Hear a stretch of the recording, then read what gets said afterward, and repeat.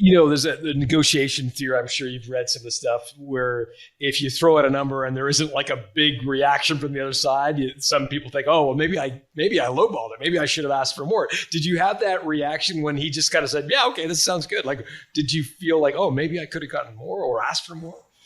You always question that, but who are we? We're just humans living life, going through time, right? And ultimately, that one proved to be unsuccessful, as we can get into. Like it fell apart. So in hindsight, I want to know how it fell apart. So he says, "Hey, let's do the due diligence, or let's get the paperwork done." So what happens next? Yeah, so things start to progress, and this was like in March of last year, February even. Like it was early on. And so we go to the lawyers, they draft, they go back and forth again. All of a sudden it's May, it's June, and like we're not really that much further to signing, let alone getting any sort of like tangible deposit, right? And skin in the game, right? And then at that point we had to get a next level of financials done to prepare for his financing requirements. So there again, you're starting to question, like, okay, I'm not only time invested, not only legal expense invested, but now we're talking like additional accounting requirements, right? So he wanted audited financial statements? Yes, that's correct. That was a requirement. Okay. And did you provide audited financial statements? Did you pay for those? We didn't end up going through at that point because it's not only a large expense, but it also takes a lot of time. Right? Yeah, no, for sure.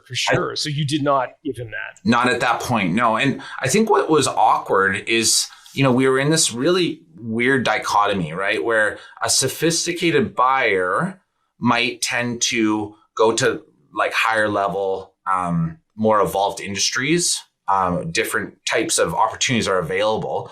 But also, at our price point, we needed somebody that could qualify for a good amount of financing. So there's kind of this push-pull relationship between, who we need, who's willing to buy a window cleaning business and who can qualify for the price point that we're looking for.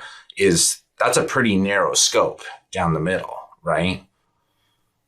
Right. So let me see so the way you were sort of analyzing the situation is like a more sophisticated buyer is going to want, perhaps a more, quote, sophisticated business. Yet if we're too rudimentary and like try to find a buyer that's too basic and too simplistic in their thinking, they're never going to be able to afford or get financing for the multiple. So you're kind of trying to thread the needle 100%. And find someone who's sophisticated enough to pay a premium, but also not so sophisticated that they're going to want to buy the next fancy business that would command a much higher premium. Correct. Yes. Interesting. That is a really, really interesting needle to thread. And I'm sure a lot of our listeners would have had similar thoughts to you. And as the months are dragging on with this acquirer and the requests are coming in, I need financials, I need an audit, what conclusions are you drawing about threading that needle? Well, all we're doing is talking here, right? There's no, outside of the time spent, and a little bit in terms of their lawyer going back and forth with ours, there's not really an investment of capital at this point, right? And how is it affecting your business? It's really tough. Like it was so difficult for me because in one camp, I got my headspace into this potential acquisition. In the other camp, I got to be fully on board and like managing and running the day to day and making sure that we're doing all the things, all the stuff, right? So much less, you got to keep this stuff in confidence, even among your staff, because it's all hypothetical until anything actually gets signed, right? So you're sort of doing two jobs at this point, and so how did it come to a head? Like, what was the straw that sort of broke things open that made the deal fall apart? Maybe tell that story. Yeah, ultimately, we were approaching the point where there was a deposit that was made to their lawyer, but it was kept in trust, right? And we were approaching that subject removal that would then basically release that amount of money, regardless of what the outcome was of the deal, right?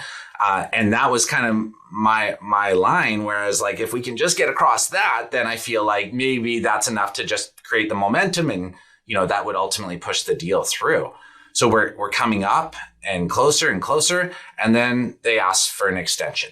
And it's like, oh, that's not what you were hoping for in that moment, right? But it still sounded promising, which, again, reflecting back on it, it's like, I wish they would have just given it to me straight, versus kind of further dangling it in front of me.